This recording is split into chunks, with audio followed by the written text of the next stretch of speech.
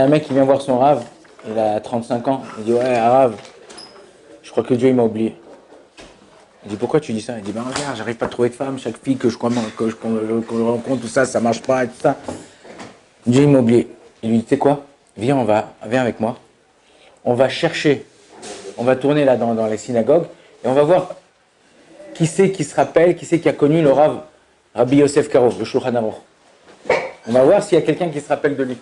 Ah, il dit mais le Shulchan Aruch il est mort il y a 500 ans. Il n'y a personne qui se rappelle de lui, il n'y a personne qui l'a connu, ils sont tous morts les mecs.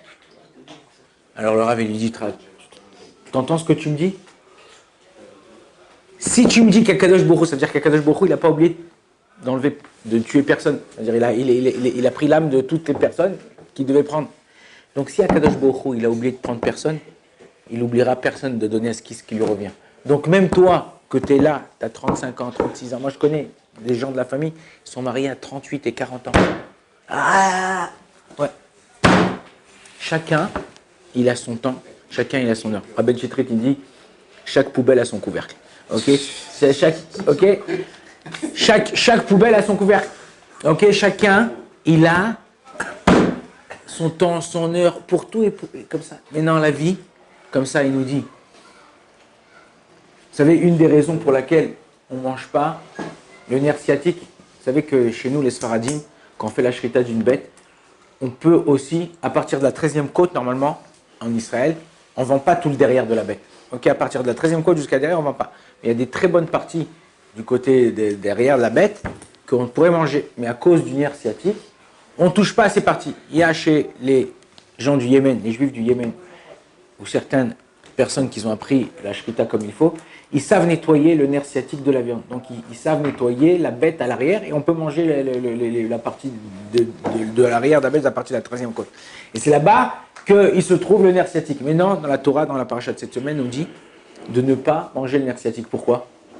C'est par rapport avec l'ange qui s'est basé avec Jacob. Ouais, parce que l'ange, il a touché Jacob sur la hanche, où il y a le nerf sciatique, n'en mange pas. Mais de ce qu'on mange, si lui avait touché l'oreille, je ne mange pas les oreilles d'une base, je sais pas, il lui avait touché le nez, alors je dois me couper le nez, chas v'shalom, et je comprends pas. Normalement, c'est bientôt Hanouka, on allume les bougies de Hanouka pour fêter quoi? Le fait qu'on la victoire du peuple d'Israël sur les Grecs.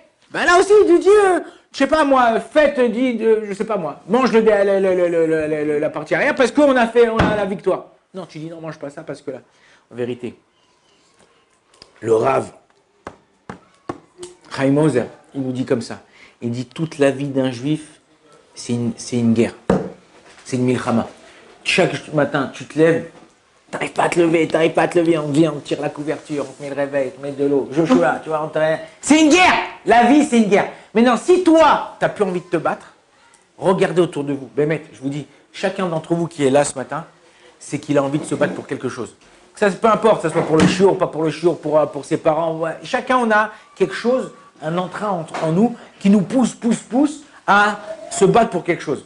À partir du moment, moi je connais des gens, lo alenu, lo alechem, mais j'espère que ça arrivera jamais personne d'entre vous. On dit, ah, j'en ai marre, je baisse les bras de ça. Mais Khila, c'est des clochards. Pas clochards qui vivent dans la rue, masqués, il y a des gens qui n'ont pas le choix. Ils ont tout perdu, on leur a tout enlevé. Je ne parle pas de ça.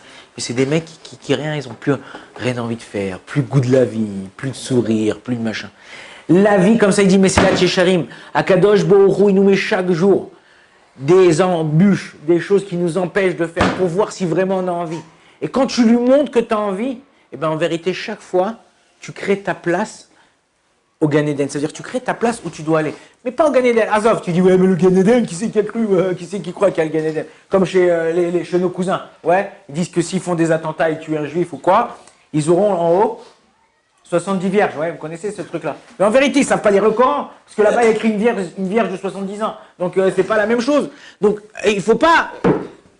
Ce que je vous dis, c'est que il faut savoir que quand tu te bats, ouais, tu te bats pour pouvoir réussir. Peu importe que tu sois juif, musulman, chrétien, peu importe. Chacun d'entre nous, ok, on se bat. Alors chez les juifs, c'est des radins. Je vais dire, en vérité, chacun, on peut trouver. Chez chacun, on peut trouver une faille. C'est-à-dire chez les juifs, ils sont comme ça, ils sont des trucs. Chez les chrétiens, ils sont comme ça. Les musulmans, ils sont comme ça.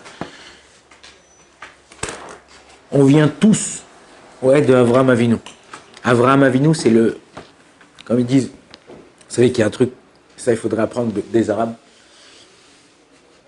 À chaque fois qu'ils citent un prophète, Avraham Avinu, Alav Shlam, ils embrassent. Dire quoi? Alav Shalom. Alav Shlam, c'est sur lui en paix. Alav Shalom, comme on dit nous. C'est important. Nous on dit Moshe Rabbeinu. Ouais, mais Moshe Rabbeinu, Alav Shalom. Ou dire que c'est un respect vis-à-vis des trucs et c'est très important. On oublie le respect dans nos générations.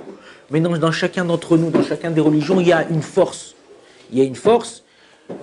Au Hachem, ça vient d'Avraham Avinu, le monothéiste, mais il faut savoir que le but d'un homme, c'est de se battre contre ses envies, ses trucs. Sinon, l'autre il devient un terroriste, l'autre il devient un voleur, l'autre il devient pêcheur. Je sais pas, chacun il fait. Ouais. Bémet, on a tous des envies, on a tous un yetzer. Le yetzer, il est là pour nous faire tomber. Chaque jour, il ne te laissera pas, jusqu'au jour de ta mort après 120 ans. Ok? Donc toi, ton but à quoi? C'est quoi? C'est de te battre, se lever le matin, allez, je lève les mains, ah mais si tu veux dire, ouais, mais, c'est dur, je peux pas avoir tous les jours. Tu as le droit de prendre des petites vacances des fois. Tu as le droit de prendre des petits afters, tu vois. Et dire, tu veux, un petit truc, voilà, fin de semaine, jeudi après-midi, au lieu de partir à 6h ou à 8h ou au truc, tu pars à midi, comme ça, à 1h, hop, tu te fais ton petit après-midi, comme ça, tu te fais un petit kiff, tout ça. Chacun d'entre nous, il connaît ses forces et connaît ses faiblesses. Si vous travaillez chaque jour, vous verrez que vous aurez une satisfaction de vous, vous serez des bulldozers. Plus personne ne pourra vous arrêter. Bon, Adonai Olam, amen, amen.